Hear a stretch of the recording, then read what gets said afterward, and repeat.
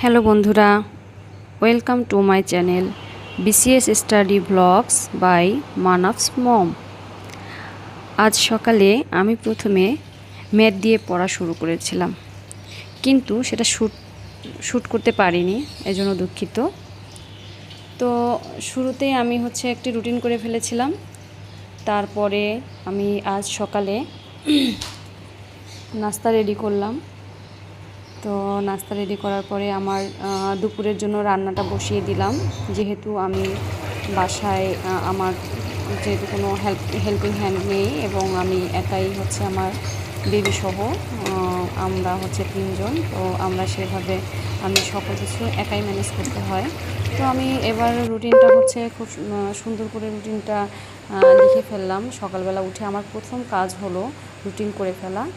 তারপরে আমার বাকি কাজগুলো হাতের কাজগুলো শেষ করার পরে আমি আমার রুটিন অনুযায়ী পড়াশোনা শুরু করি।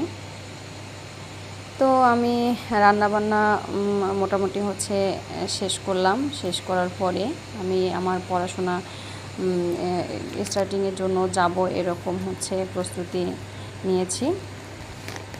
তো এরপরে আমি কী দিয়ে শুরু করব এটা চিন্তা করলাম কিছুক্ষণ। তারপরে ভাবলাম প্রথমে আমার একটি খুবই প্রিয় একটি সাবজেক্ট বাংলা। তো এটা থেকে বাংলা ব্যাকরণ আমার খুবই ভালো লাগে পড়তে, এটা দিয়ে শুরু করেছিলাম। তো বাংলা ব্যাকরণে আমি ধ্বনি ও বর্ণ চ্যাপ্টারটি আজকে দেখলাম। এই ধ্বনি ও বর্ণের প্রথমে বাংলা ব্যাকরণ সম্পর্কে যে টুকিটাকি আমাদের বেসিক কিছু বিষয় রয়েছে সেগুলো দেখে নিলাম, চোখ বুলিয়ে নিলাম। যেহেতু এই বিষয়গুলো আমি আগেও বেশ কয়েকবার পড়েছি এবং বিভিন্ন বই থেকে এগুলো পড়েছি। সুতরাং আমি যেহেতু সেপ্টেম্বরে পরীক্ষার একটি রুটিন দিয়েছে, তো আমি সেই অনুযায়ী রুটিন দেয়নি, কিন্তু সম্ভব একটি ডেট প্রকাশ করেছে। তো সেই অনুযায়ী আমি যে কোনো একটি বই ধরে ফোকাস করার চেষ্টা করছি। তো এই বই থেকে মেইন পয়েন্টগুলো, ইম্পর্টেন্ট বিষয়গুলো আমি দাগিয়েছিলাম এবং সেইগুলো আমি বারবার চোখ বোলাচ্ছিলাম।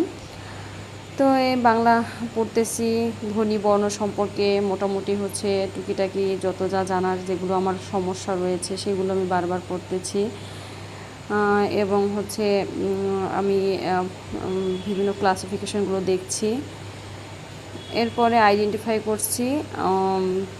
তারপরে চিন্তা করলাম যে এগুলো আমি যখন এগুলো আমার এখন রিভিশনের পর্যায়ে রয়েছে। তো এখান থেকে ইম্পর্টেন্ট যে বিষয়গুলো সেগুলো মোটামুটি এতটুকুই। তো এটা আমি এ পর্যন্তই করলাম। এরপরে